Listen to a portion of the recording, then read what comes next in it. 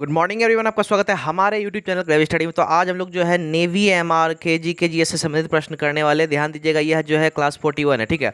और भी जो मैंने क्लासेस करवा रखे हैं मैथ के जी के जीएस के, वह सब आपको ऊपर आई बटन मिल जाएगा। उसके साथ ही मैंने नीचे डिस्क्रिप्शन में A to Z क्लासेस का लिंक दे रखा है, इसलिए काम करना जाके जरूर से जरूर देख लेना। क्लियर?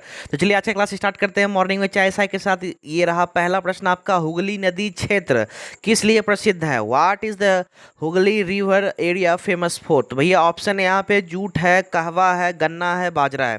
तो भैया इसका सही आंसर जो हो जाएगा वह हो जाएगा ऑप्शन ए, ठीक है। तो जूट। अगर बात करें हुगली नदी क्षेत्र तो वह किस लिए प्रसिद्ध है? तो जूट के लिए। किसके लिए? जूट के लिए। तो ये रहा अगला प्रश्न, हिमशैल क्या है? What is snow cell? तो भैया ऑप्शन है यहाँ पे बर्फ का एक बड़ा मतलब विशाल खंड, हिम नदी का एक बर्फखंड, अत्यधिक ठंडा मौसम, इनमें से कोई नहीं। इसका जो सही आंसर है वह हो जाएगा ऑप्शन ए, बर्फ का एक विशाल खंड, ठीक है, a huge block of ice. Okay. ये रहा अगला प्रश्न, भूमध्य रेखा के दोनों और 5 डिग्री तक के क्षेत्र को क्या कहते हैं? What is the area up to 5 degree on either side of equator called? Option है डोल्ड्रम, ठीक है, उष्णकटिबंध, मानसून क्षेत्र और व्यापारिक हवा क्षेत्र। भैया इसका जो सही आंसर है आप लोग याद कर लेना, ऑप्शन ए डोल्ड्रम। तो अगर बात करें भूमध्य रेखा इक्वेटर के अगर 5 डिग्री ऊपर और 5 डिग्री नीचे की बात करें, उस क्षेत्र को क्या कहेंगे? डोल्ड्रम। क्या कहेंगे? डोल्ड्रम। अभी के भी याद कर लो। तो क्लास में आगे बढ़ने से पहले आपने अभी तक इस चैनल को सब्सक्राइब नहीं किया, जल्दी देखकर नीचे रेड बटन दबा के सब्सक्राइब कर लो और बेल आइकन जरूर दबा लेना, ताकि इस तरह की जो भी इंपॉर्टेंट वीडियोस हो यार उसका इन्फॉर्मेशन मिले। अगर देखना चाहते हो जाके सब्सक्राइब करो, सोचो मत, आप ही के लिए बोलो, बहुत ही इंपॉर्टेंट है। ओके। ये रहा अगला प्रश्न, शुक्र किन 2 ग्रहों के बीच है? Venus is between which 2 planets? Option है बुध पृथ्वी, पृथ्वी मंगल, बुध मंगल, मंगल शनि। भैया इसका जो सही आंसर हो जाएगा वह हो जाएगा ऑप्शन ए, बुध और पृथ्वी, ठीक है। कहने का मतलब मरकरी और अर्थ। तो अगर शुक्र की बात करें तो भैया शुक्र जो है मरकरी और अर्थ के बीच है, कहने का मतलब बुध और पृथ्वी के बीच में है। ओके। उसके बाद ये रहा अगला प्रश्न, 2022 में राष्ट्रमंडल खेलों का आयोजन कहाँ होगा? Where will be the Commonwealth Games be held in 2022? Option है लंदन, ठीक है, डरबन, एथेंस और कुआलालंपुर। भैया इसका जो सही आंसर है आप लोग याद कर लें, डरबन। कहाँ? डरबन, ठीक है। तो अगर 2022 में राष्ट्रमंडल खेलों का आयोजन की बात करें तो भैया कहाँ होगा? डरबन में। कहाँ? डरबन में। आप लोग जरूर जरूर से जरूर एक काम करना, कमेंट करना, आप लोग मेरे को बताना कि कितना क्वेश्चन का आप सही आंसर देते हो, ठीक है। तो कमेंट करके जरूर बता देना। अब उसके बाद ये रहा अगला प्रश्न, निम्नलिखित में से कौन सा देश संयुक्त राष्ट्र सुरक्षा परिषद की अस्थायी सदस्य है? Which of the following countries is a permanent member of the United nation security council? Option है स्विट्जरलैंड, चीन, जापान, यूक्रेन।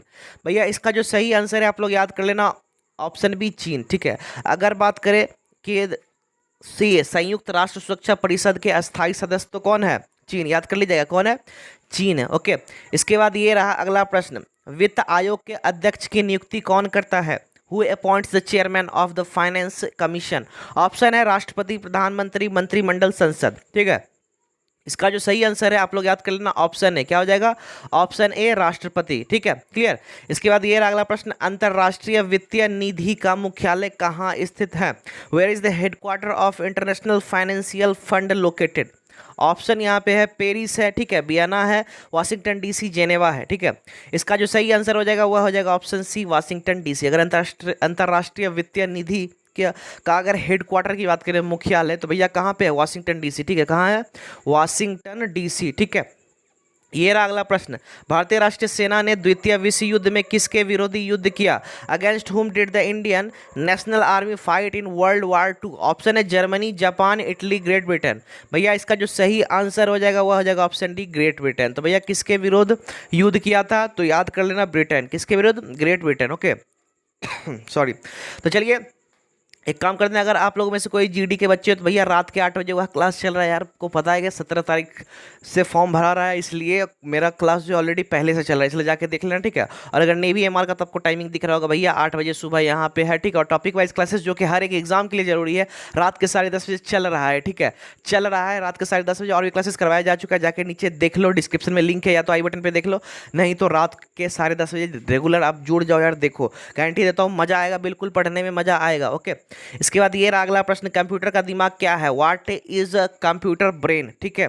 तो भैया ऑप्शन है सीपीयू, ठीक है, और सीपीयू हो जाएगा सीडी, फ्लॉपी डिस्क या तो मेगाबाइट। भैया इसका जो सही आंसर है, आई थिंक सो आप लोगों में से तो खैर बचपन से ही पढ़े होंगे, 4-5 से ही चलते आया है, ठीक है।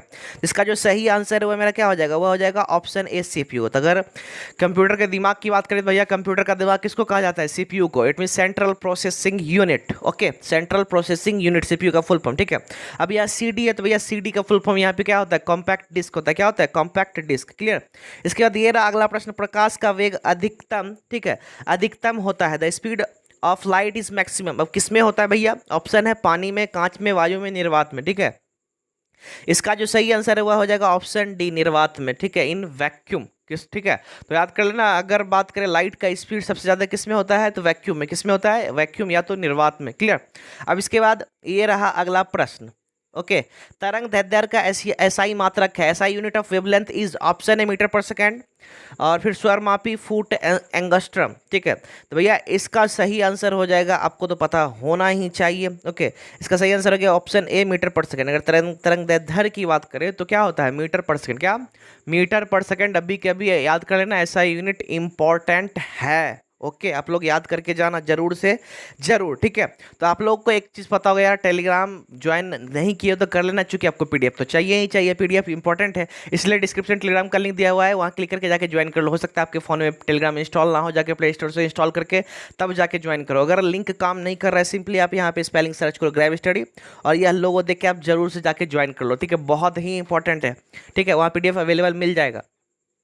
अब ये अगला प्रश्न, प्रकाश तरंगों का अनुप्रस्थ होने का प्रमाण है, ठीक है। What is the proof that lights waves are transverse, option है परावर्तन, विवर्तन, व्यतिकरण और ध्रुवन। भैया इसका जो सही आंसर है वह हो जाएगा ऑप्शन डी, ध्रुवन, मतलब पोलराइजेशन। क्या हो जाएगा, पोलराइजेशन, ओके। अब उसके बाद ये रहा अगला प्रश्न, पेंडुलम की लंबाई बढ़ा देने पर आवर्तकाल, on increasing the length of pendulum the time period, मतलब यह भी कह सकते हो क्या इंपॉर्टेंट क्वेश्चन है, ओके। तो अगर बात करें पेंडुलम की लंबाई बढ़ा दी जाए तो आवर्तकाल क्या हो जाएगा, उसका टाइम पीरियड क्या हो जाएगा, बढ़ेगा। ध्यान देना, बढ़ा रहे हैं तो बढ़ेगा, पेंडुलम की लंबाई बढ़ाएंगे तो आवर्तकाल बढ़ेगा, ठीक है, बढ़ा रहे हैं बढ़ेगा, इस तरह से याद कर सकते हो। कहने का मतलब अब देख लो यहाँ ऑप्शन ए जो है वही मेरा सही हो जाएगा, ठीक है। इसके बाद ये अगला प्रश्न, हीरे में किस प्रकार का बंध होता है, ठीक है, याद कर लेना, इंपॉर्टेंट है। What type of bond does a diamond have, option है आयनिक सहसंयोजी, ठीक है, हाइड्रोजन या तो ये सभी। भैया इसका जो सही आंसर है वह हो जाएगा ऑप्शन बी, सहसंयोजी, ठीक है, कोवैलेंट। कैसा बॉन्ड होता है, कोवैलेंट बॉन्ड या तो सहसंयोजी बंध होता है, ओके। अब इसके बाद ये अगला प्रश्न, शुद्ध पानी विद्युत का होता है, pure water is of electricity. भैया विद्युत का क्या होता है, सुचालक कुचालक क्या होता है, जल्दी जवाब दो। ऑप्शन है यहाँ पे चालक, कुचालक, विद्युत अवरोधी या कोई नहीं। भैया इसका सही आंसर होगा कुचालक। क्या हो जाएगा, कुचालक है, ठीक है, क्योंकि शुद्ध पानी में इलेक्ट्रिसिटी कभी भी ट्रेवल नहीं कर पाएगा, इसलिए कुचालक हो गया, इंसुलेटर हो गया, ठीक है।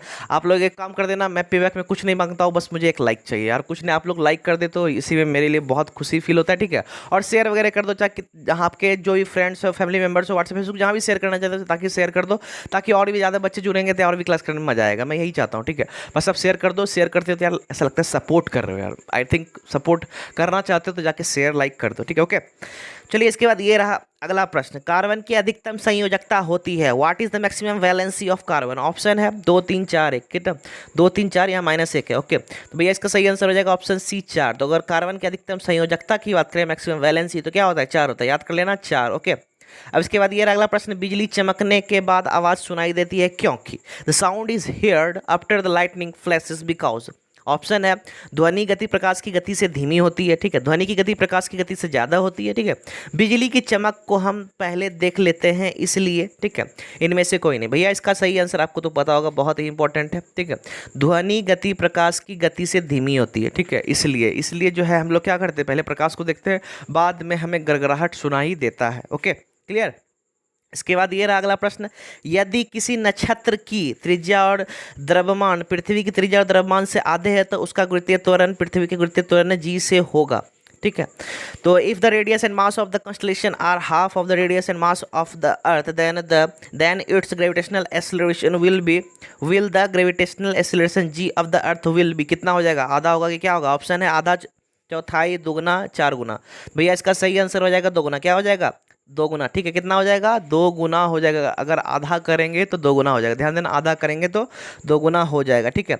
उसके बाद ये रहा अगला प्रश्न, हाइड्रोजन के विभिन्न परमाणु H1 H2 H3 परस्पर हैं, the different atoms of hydrogen H1 H2 H3 are mutually, option है, ठीक है, समन्यूट्रॉनिक, ठीक है, संभारिक, समस्थानिक, इनमें से कोई नहीं। भैया इसका जो सही आंसर हो जाएगा आपको पता होना चाहिए, वह हो जाएगा option C, isotopes. It mean समस्थानिक, क्या समस्थानिक, ओके, क्या समस्थानिक, याद कर लेना समस्थानिक। तो क्लास खत्म हो गया, जाके सब्सक्राइब कर लो, बेल आइकन दबा दो, उसके साथ ही नीचे और भी क्लासेस दिया हो यार, जाके देख लेना, ठीक है।